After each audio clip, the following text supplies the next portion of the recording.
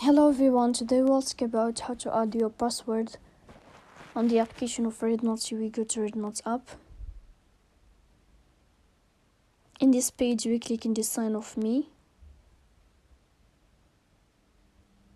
Here we click in the sign of on above here. Then we click in the sign of settings. After that we click on account security. Then we click on password. Here we'll add your password like this, and here you can enter your password again, but it should be long like this, and here you will add it again, and then you can click on done. So that's all. Don't forget to support us by like and subscribe. See you next time, and thank you for your watching and your attention.